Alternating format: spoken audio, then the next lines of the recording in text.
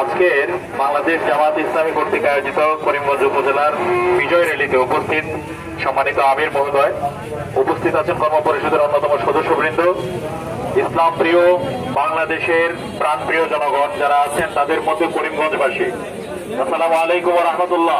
ওয়ালাইকুম আসসালাম। আজকের এই বিজয় র্যালি আগামী দিনের বাংলাদেশের মধ্যে করিমগঞ্জ উপজেলা জামাত ইসলামের ঘাঁটি হবে সেই প্রত্যয় ঘোষণার বিজয় মিছিল।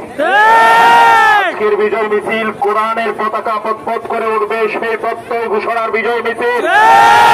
আজকের বিজয় মিছিল 5ই আগস্টের যে চেতনা রয়েছে সেই চেতনাকে ধারণ করে বাংলাদেশ গড়ার বিজয় মিছিল।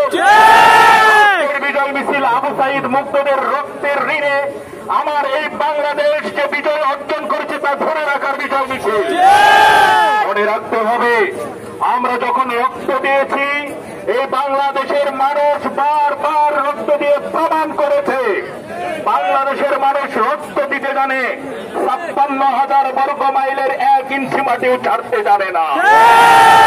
আজকের যে বিজয় মিছিল, সেখান থেকে আমরা শপথ নিতে চাই, আজও যদি কোন শকুনির চোখ, আজও যদি প্রতিবেশী দেশের খাবার হাওয়া, আজও যদি কোন শকুন আমাদের দেশের প্রাণপ্রিয় দেশের উপরে হাত লাগাতে চায়, কোন দেশের মানুষ যদি চোখ লাগাতে চায়, বাংলাদেশের মানুষ সেই চোখগুলো উপড়ে ফেলতে পারে।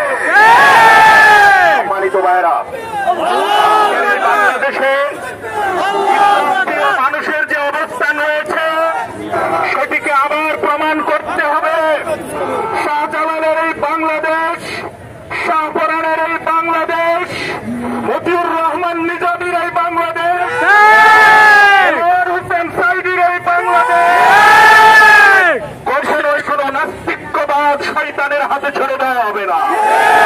সম্মানিত ভাইরা, আপনাদের এই সচেতন অবস্থানের মাধ্যমে আমার আজকের এই বাংলাদেশের সীমান্ত পাহারা দিতে হবে।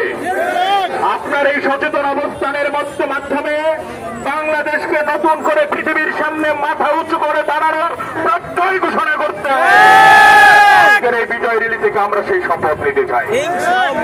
আজকে আমরা যে বিজয় র্যালি করব, আগামী 28শে ডিসেম্বর করিমগঞ্জে প্রমাণ হবে বাংলাদেশ জামাত ইসলামী আছে, ছিল এবং সব সময়ের জন্য তারা এখানে থাকবে। 28শে ডিসেম্বর কর্মী সমাবেশ হবে করিমগঞ্জ।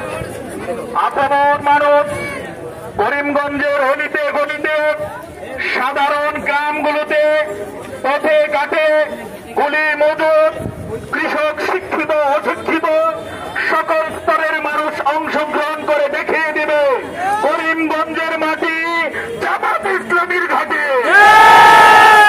আমার সংক্ষিপ্ত বক্তব্য এখানে শেষ করছি।